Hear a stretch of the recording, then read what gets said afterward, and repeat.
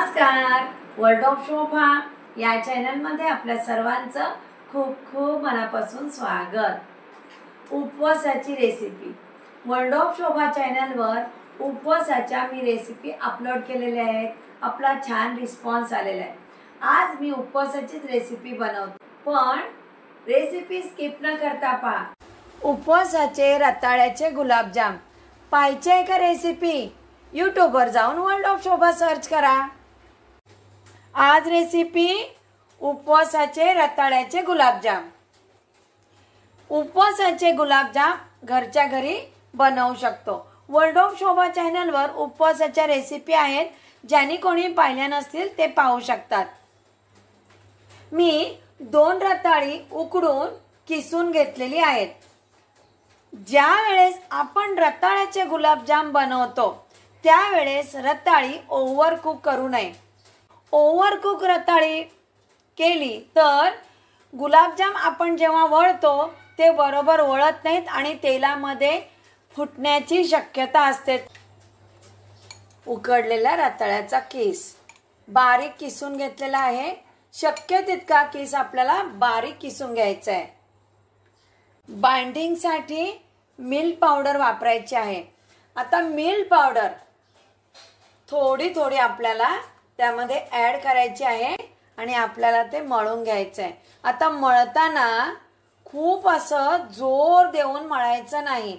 काय होईल, रताळ्याचा उकडलेला तो किस आहे ना, तो अगदी ओलसर होईल। लागेल तशी मिल्क पावडर ॲड करायची।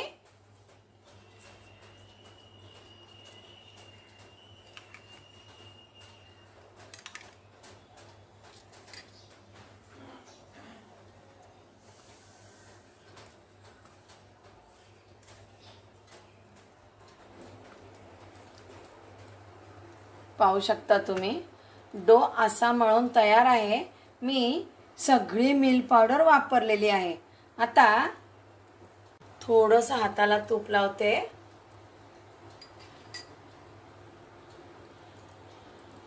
पुन्हा एकदा डो मळून घेते।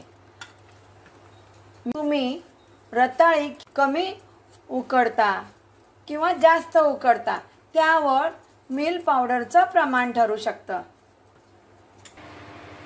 गुलाबजामसाठी इतका घट्टसर डो आहे, तुम्ही पाहू शकता।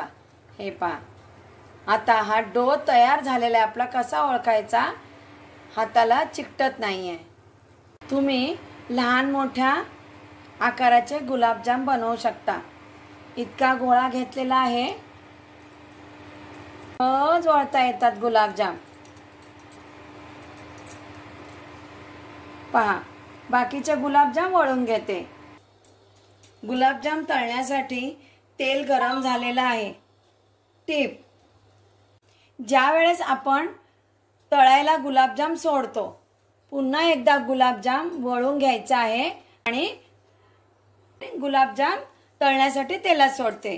गुलाबजाम तळण्यासाठी तेलामध्ये सोडल्यानंतर 2 मिनिटं झारा लावायचा नाही आणि गॅसची फ्लेम अगदी लो ठेवून गुलाबजाम आपल्याला तळून घ्यायचे आहेत। नाहीतर काय होईल, वरचं गुलाबजामचं कोटिंग तळलं जाईल आणि आतमध्ये गुलाबजाम कच्चे राहतील।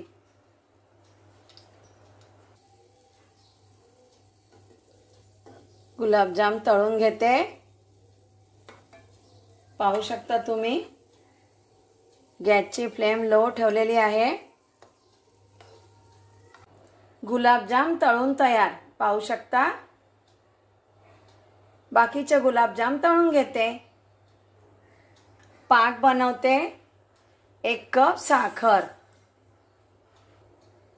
1 कप पाणी। पाक कसा बनवायचा सांगते।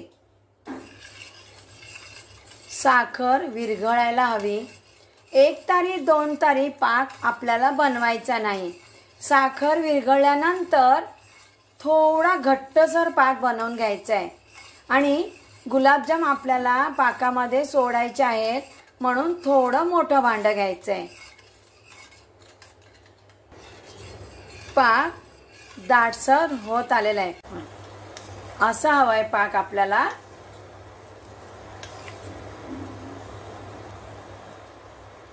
मी पाण्यामध्ये केशर भिजत घातलंय. जर उपवासाला तुम्हाला केशर चालत नसेल तर स्किप करा. गोळीबंद पाक करायचा नाही. साखरेचा पाक तयार आहे. अर्धा चमचा वेलची पावडर स्वादासाठी. पाक गरम आहे. पाक मी कोमट करून घेते. पाकामध्ये गुलाबजाम सोडते.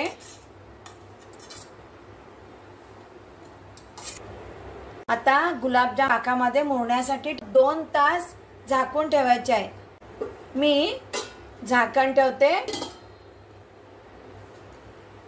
अर्ध्या तासाने गुलाबजाम आपल्याला असं टर्न करून घ्यायचे आहेत, म्हणजे पाक गुलाबजाम मध्ये व्यवस्थित मुरेल. झाकण ठेवते. 2 तास झालेले आहेत. गुलाबजाम पाकामध्ये व्यवस्थित मुरले. गुलाबजाम बाउलमध्ये सर्व करते. पाहू शकता तुम्ही किती छान झालेले आहेत गुलाबजाम. गुलाबजामवर पाक ओतते. उपवासाचे गुलाबजाम. गार्निशिंगसाठी काजूचे काप. जर गुलाबजाम बनवणार असाल तर रेसिपी स्किप न करता पहा. टिप आहेत. मी ज्या पद्धतीने बनवले त्याच पद्धतीने बनवा. रेसिपीला लाईक करा, रेसिपी शेअर करा. आणखी नवीन नवीन रेसिपी मी घेऊनच येणार आहे. नमस्कार.